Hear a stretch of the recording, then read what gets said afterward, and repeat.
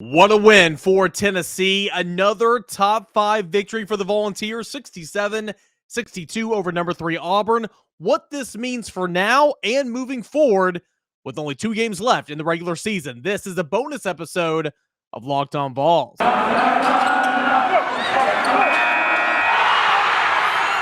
are Locked On Vols, your daily podcast on the Tennessee Volunteers. Part of the Locked On Podcast Network, your team every day.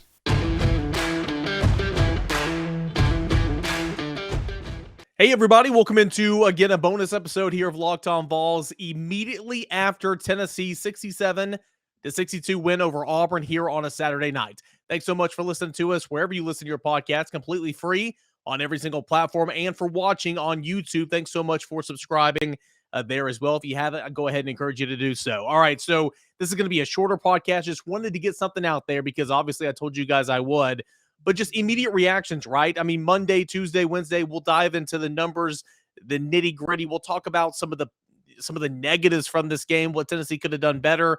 But for right now, celebrate, right? I mean, Tennessee 67-62 over Auburn. Its third top 5 victory of the season. Took down Auburn, number 3, took down Kentucky, that was number 4 at the time, and took down Arizona, that is now number 2 in the country. So you talk about quad 1 wins. Yeah, Tennessee was 5-7, now 6-7, but all quad 1 losses are their only losses on the season. Tennessee's resume keeps getting better and better and better. And of course, we'll talk about that resume more next week about how Tennessee has concerns away from Thompson-Boling Arena. But one thing was for sure, Tennessee's suffocating defense is the reason the Volunteers won this basketball game. Auburn is a great basketball team, right? Anybody that beats Auburn deserves to brag a little bit. It deserves to feel good about yourself, because I do believe this Auburn team has what it takes to go on a deep run. I don't know. I mean, basketball, a tournament sport, you got to get some luck, right? You got to have those bounces go your way. You got to get some foul calls go your way. But I mean, Auburn's a complete package, right? But Tennessee knocking off a team like Auburn, Tennessee knocking off a team like Kentucky, Tennessee knocking off a team like Arizona. I mean, it goes to show you that the Volunteers can ugly up a game, can make it gross, and can find just enough offense to find themselves in the win column. And that is what happened. That is what happened on Saturday night. I mean, the Volunteers shot 33% from the field. It was shooting, I think, at halftime, maybe 28%, but held Auburn to a 35% clip. Held Auburn to 21% from 3. That was 5 of 24 from 3. Tennessee wasn't much better. Didn't take as many threes, and that's good. Kind of fell right in front of that sweet spot. 6 of 16, 38% from 3. Again, not the best average, but not, we've seen Tennessee shoot a whole lot worse, right? But Tennessee, 12 Auburn turnovers, forced 12 Auburn turnovers, and Tennessee scored 9 points off those turnovers in this basketball game. But here's the stat that I love. I love this stat in this basketball game, and I went ahead and I was thinking about this before, but then I saw a tweet, and it came from Chris Dortch. And if you're unfamiliar with Chris Dortch, he is the head of the Blue Ribbon magazine and does a really, really nice job. And he tweeted out in that second half, Vol Hoops doesn't have a great post player, but it has a lot of them. If the Vols beat Auburn, post depth will be a reason why. And I couldn't agree with him more. Story of the game, one of the many, many stories in this game, was the play of Brandon Huntley Hatfield. 5 points, okay, nothing to brag about, right? But he had 8 rebounds. Of those 8 rebounds, 5 of which came on the offensive end.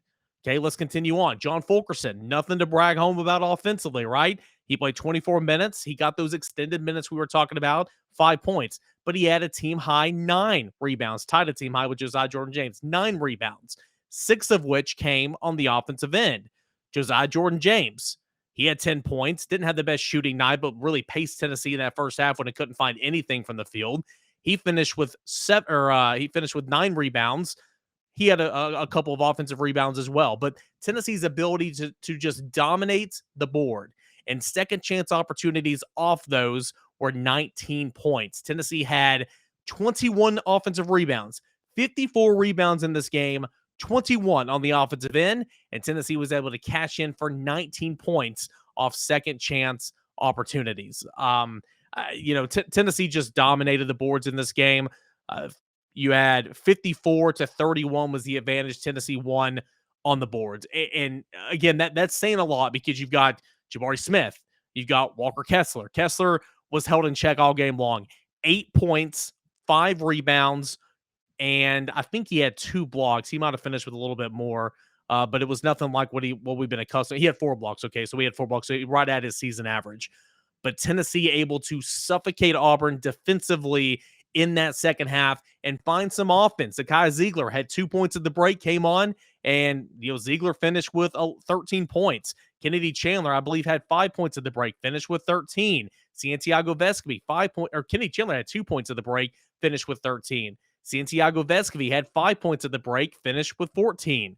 Josiah Jordan-James finished with 10, but came to the bark with 7 in the first half. It was Uros Plavsic, it was Josiah Jordan-James, and really, I guess it was Santiago Vescovi with his 5 points combined for 18 points from Tennessee's, 26 halftime points?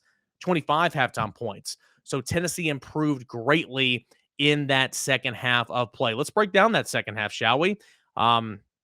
Just did a really, really nice job of coming and finishing off this game. So second half, Tennessee shot 37% from the field, and that's up from the 32% it shot from the field in the entire game. 11 second half points for Kennedy Chandler, 11 second half points for Zakai Ziegler, 9 second half points for Santiago Vescovi. Again, in Tennessee, those guys played incredible defense. I thought the guards played phenomenal defense. Zakai Ziegler, active hands all night long. You had Kennedy Chandler, active hands all night long, going and, finding loose balls, coming up with steals. Ziegler had 3 steals. Chandler had a steal. Vescovi had 2 steals. You had Huntley Hatfield that had a steal. You had James who had 2 steals. Fulkerson had a steal. Doing the little things is what got Tennessee this win here on a Saturday night. Again, nothing is overly impressive, right? Except for the boards. Tennessee dominated in the post play in terms of getting rebounds, getting second chance opportunities. That was impressive, but nothing else really, shined in this basketball game when you look at the stat sheet. But Tennessee's will to win, finding a way to win was very, very impressive. Jabari Smith, he is going to be the number 1 overall pick in this upcoming NBA draft. He is a phenomenal player, but still didn't shoot the ball incredibly well. His numbers got a whole lot better as the game went on. Finished 9 of 21. That's not great, but it was worse at one point in time. Finished the game 3 of 9 shooting from 3. 1 3 was just to stack up against what Tennessee did. There was one sequence late in the ball game when Tennessee went down there. It was a Ziegler 3. Smith answered right back with a put down 3, and then James answered with a corner 3. It was a great sequence in this basketball game, but Smith was fantastic. 27 points, 8 rebounds. He was good at the line, 6 of 7 at the line. He had a couple of assists as well. Thought Johnson played really well, 18 points. I mean, Tennessee forgot to cover Johnson 2 or 3 possessions when he just got some points down there by the bucket. I found that interesting, but he had a 3-pointer as well. But Walker Kessler, I said in the preview pod on Friday, I said on Saturday Sports Talk, I said on TSL on Friday, I said, hey, if Tennessee wants to win this game, I talked with JJ Jackson, who's a part of the Auburn Network. I said, if Tennessee wants to win this game, Smith's going to get his. You've got to make Walker Kessler a non-factor. And for the majority of the game, Walker Kessler was a non-complete factor. Credit Tennessee's bigs. Again, doesn't have one dominant post play. It doesn't even have one good offensive weapon in terms of post player with Uros Plavsic out.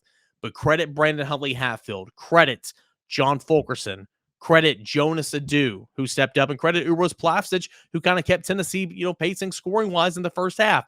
Those guys came to play. Those guys got the boards. Uros Plavsic, again, 7 rebounds as well. And that is the reason why Tennessee won this basketball game. So that's a look. Immediate thoughts.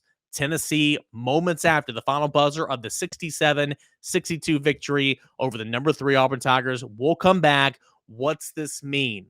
What's this mean moving forward for Tennessee and the rest of the SEC? 2 games left, 1 week to go. It is crunch time now, but Tennessee helped itself out an awful lot by picking up another top 5 victory. This is March Madness, and true March Madness, it's just a couple of weeks away, all right? That means you need to start thinking now about where you're going to be running your brackets this year. Are you going to go for the usual, or are you trying to go for the best? We've done our homework, and we're going to run our brackets at runyourpool.com. Along with standard brackets, Run Your Pool offers all types of Survivor and Pick'em games as well. They have options to edit scoring, and they offer more intel to make your picks. All the stuff that the ESPN and CBS brackets don't give you. If you got a business, Run Your Pool can help you take some of that madness magic and play alongside your employees or even some of your clients. Plus, they offer full white glove customer support and take some of that custom branding and one of the easiest 3-minute setups you're going to ever find. Okay. Clearly, we believe in Run Your Pool because, like I said, we're running our brackets there ourselves here at Locked On. There's no truer test than that. If you want to play against us for a shot at a prize, join us at runyourpool.com/lockedon. And while you're there, create your own pool for your friends and family. Enter Pure Madness at checkout for $10 off your custom pool. All the rules and details will be available there. That's runyourpool.com/lockedon for a chance to win a cash prize. We look forward to seeing you and beating you there. Well, Tennessee is now 15-0 inside the friendly confines of Thompson-Boling Arena this season. I say friendly confines, it's friendly for the home team, right? But it's not friendly for the likes of anybody that comes through those doors. One of the best home court advantages, it's proven this year, it's proven, right, is Thompson-Boling Arena. And that's one of the best in college sports right now. It truly is. I gave high praise to Bud Walton Arena. We know about Rupp Arena. We know about Cameron Indoor. We know about some of the other tough places to play around the country and around the SEC. But Tennessee's record of 15-0 at home this year, and environments like what just happened here on a Saturday night, environments about what happened a couple weeks ago against Kentucky, that's the reason why it's a challenging place to play. So what does this mean? This win mean for the University of Tennessee? We welcome you back here to Locked On Vols. Post-game reaction, post-game pod, a short one. This is the final segment. We'll get more into this game as the week goes on a Monday episode, but wanted to give you guys my initial thoughts. Well, with 1 week to go in the regular season, there's 2 games left in the SEC. Tennessee, Kentucky, Arkansas. Let me flip that order, actually. It's Arkansas, Kentucky, Tennessee, all tied in second place with a 12-4 conference record. Auburn still leads with a 13-3 conference record. With the win, Tennessee ensures a double bye in Tampa. Again, it's so weird me saying Tampa because I'm a young buck and I always just know that the SEC tournament's played in Nashville, right? It's in Tampa this year. So with the win against Auburn, Tennessee ensures a double bye in the SEC tournament. And that's huge because, as Rick Barnes said in pregame meetings with pregame production meetings with the television broadcast, these guys need to rest. And, I couldn't agree more. You're at the end of a hard-fought season. So Auburn's at the top of the SEC standings, 13-3. Arkansas, Kentucky, and Tennessee are tied for second place with 12-4 records in conference play. Tennessee's at the bottom because it has the worst of the three's overall records. You have Arkansas that has an overall record of 23-6. You have Kentucky that's got an overall record of 23-6, but Arkansas's beaten Kentucky. And then you have Tennessee with an overall record of 21-7. Again, those 7 losses all quad 1. Well, let's take a look at what's remaining the rest of the way. We know Tennessee's schedule. Tennessee will hit the road and go to Georgia and play just a horrific Bulldogs club. And that game is coming up on, I hope it's Wednesday. I think it's Tuesday night. It's Tuesday night at 6:30. Hey, 6:30. That means I'll get to record Locked On Vols about 9 o'clock, and that's earlier than most nights. So Tennessee will be on the road Tuesday night at Georgia, 6:30 Eastern time. That cannot be a trap game. You cannot overlook the Bulldogs and Tom Crean's club. That is one of the worst basketball teams in the country this year, but you still can't overlook them. Then you come back for another monster game against one of the nation's best teams, not top 5, but a solid top 15 or top 20 team in the country in Arkansas. Try to avenge a loss to where you just couldn't find the bottom of the net whatsoever. Couldn't win one of those ugly games at Bud Walton last weekend. You'll get your rematch, and hopefully for Tennessee, you'll get your revenge on March 5th, which is next Saturday, to conclude the regular season. So Tennessee will be on the road to Georgia on Tuesday. We'll be back home against Arkansas on Saturday to conclude the regular season. Those are Tennessee's 2 games, okay? What about the rest of this little log jam up here in the top of the SEC? Let's go in reverse order. Kentucky, 2 games left as well. We'll be at home against Ole Miss. That's coming up on Tuesday night at 7 o'clock. And we'll be on the road at Florida, 2 o'clock. It's a CBS 2 o'clock tip on Saturday. Now, Florida doesn't possess a huge threat, right? It is a bubble team. Colin Castleton is back, and Florida did take down Auburn. Auburn should have won that game. Statistically, it led in every single area last week, but Florida won. So certainly that's not a game Kentucky can sleepwalk through at all. So Kentucky will be at home against Ole Miss and on the road against Florida. That is Kentucky's remaining schedule. Well, let's look at Arkansas. We know one of those games will be finishing off the season at Thompson-Boling Arena against the Volunteers a week from tonight, or a week from today, rather. It'll be a 12 o'clock tip at Tennessee. But Arkansas before that, on Wednesday nights, will host LSU. I don't see LSU winning that basketball game, but certainly, like Kentucky and Florida, that's not a game you can afford to sleepwalk through. And then Auburn. Auburn's two remaining scheduled games. Auburn will be on the road at Mississippi State on Wednesday at 9 o'clock, and then Auburn will return home Saturday to take on a South Carolina team that is beginning to kind of find its footing just a little bit. Of course, South Carolina, at the time of this recording, is currently at Alabama, and they're just getting their brains beat in almost at halftime, losing by 22 points. So that's kind of what's coming up left on the docket for this logjam at the top of the SEC. Now, entering the day, Tennessee was clinging to the 3 line, according to ESPN bracketologist Joe Lunardi. Those teams around him, Arkansas was around him on the 3 line. Kentucky was around him as well. Auburn, of course, was around him as well. Tennessee's improved play in quad 1 games is a big reason why Tennessee was clinging to that 3 line. Obviously, this win against Auburn will not ensure, because you still got 2 games left. You know, they'll have to take into account what you do in the SEC tournament. But Tennessee ain't falling for that 3 line. It can only go up, in my opinion, after this win against Auburn. But Tennessee was on that 3 line because of the great defense it plays, where it is in the defensive efficiency ratings per KenPom. It was top 5. Where it was in offense, just outside the top 30, but still a respectable number there. I think it was 33rd. 6th in the nation in terms of strength of schedule per KenPom, and 9th in the nation in terms of net rating. Actually 2 spots ahead of Auburn entering this game. So Tennessee on paper looks good. Tennessee on the court, again, that's its 3rd really, really big win of the season. Again, the first one was Arizona. The second one was Kentucky a few weeks ago, and now against Auburn. If you can complete the foursome, if you will, right? Not the trifecta. I can't think of the word for the quad something. If you can complete it with a win against Arkansas next Saturday, that would be huge for the Volunteers. But you'll take it in stride. And tonight, Tennessee, a 67-62 win over Auburn. We will continue to talk a whole lot more of Tennessee and Auburn on Monday's podcast, Tuesday, and of course, we'll get back into our regular programming, talking Tennessee football and everything else, the biggest news, who's, Tennessee going to hire as a wide receivers coach, all that and more. That's what you have to look forward to on a Monday Locked On Vols, and, Tuesday, Wednesday, Thursday, and Friday as well. So wanted to get this out here, wanted to talk and wanted to say, hey, congratulations if you were at that game.